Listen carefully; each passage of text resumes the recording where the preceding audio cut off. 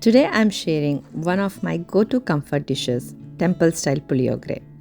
It is tangy, full of flavor and something I make often at home.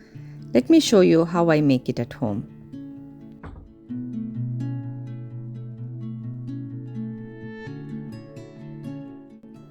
For this recipe, I'm using 200 grams of seedless tamarind pulp. Add enough water and gently break it with your fingers so that pulp loosens evenly. Let it soak for 2 to 3 hours or longer if you have time, before extracting the tamarind water. While the tamarind is soaking, let's prepare the puliogare masala.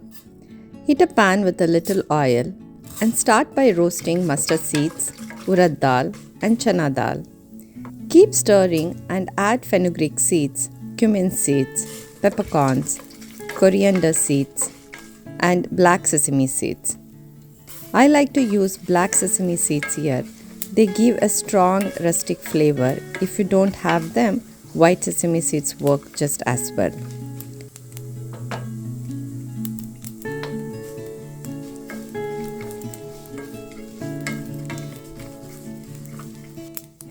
Finish with curry leaves and continue roasting until everything turns aromatic and golden brown.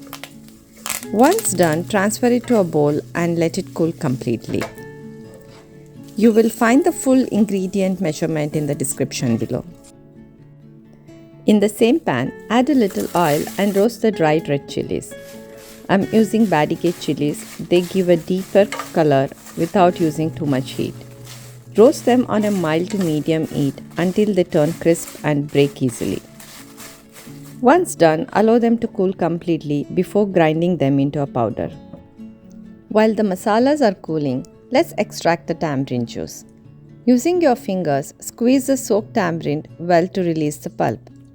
Pour the mixture through a strainer, rubbing it with a spoon or your hand so all the tamarind extract collects in the bowl.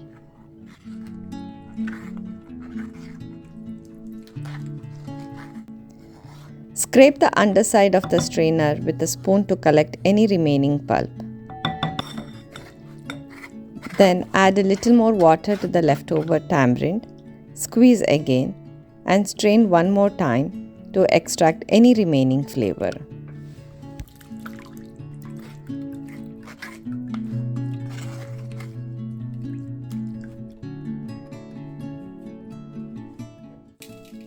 Now that the masalas have cooled completely, we can grind them into a powder. Grind the roasted lentils and spices together first, and grind the roasted red chilies separately to make chilli powder. Keep both the powders aside.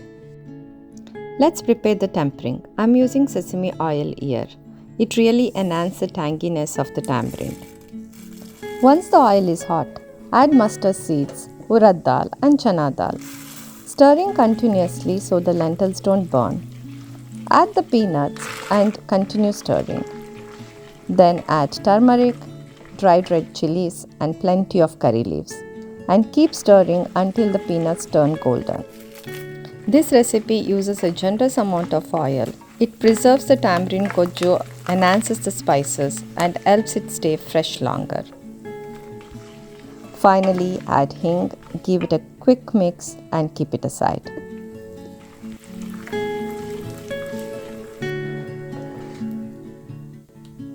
Now take a deep vessel and add the tamarind juice we extracted earlier. Add salt to taste and a pinch of turmeric and bring it to a boil. Once it starts boiling, add the jaggery and let the mixture cook.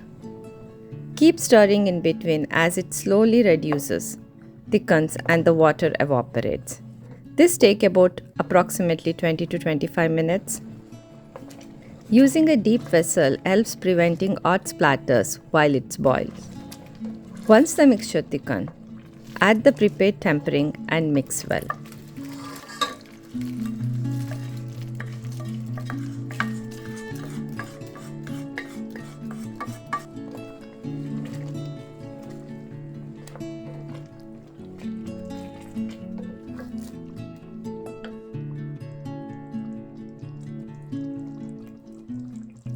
Now add the grounded masala powder along with the chili powder and combine everything nicely.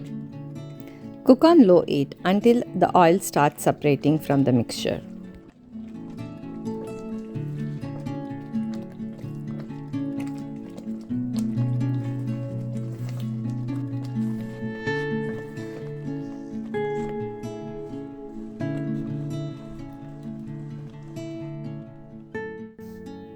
Now it's time to taste the Puliogare Gojju.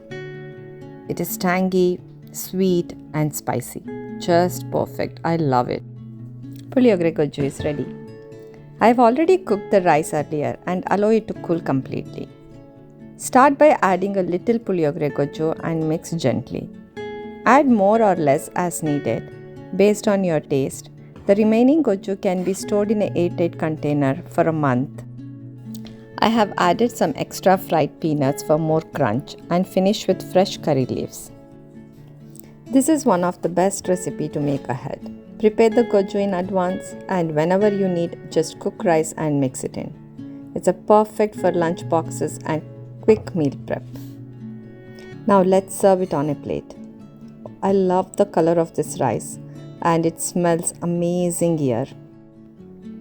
If you enjoy this recipe, don't forget to like and subscribe. The full recipe is in the description below.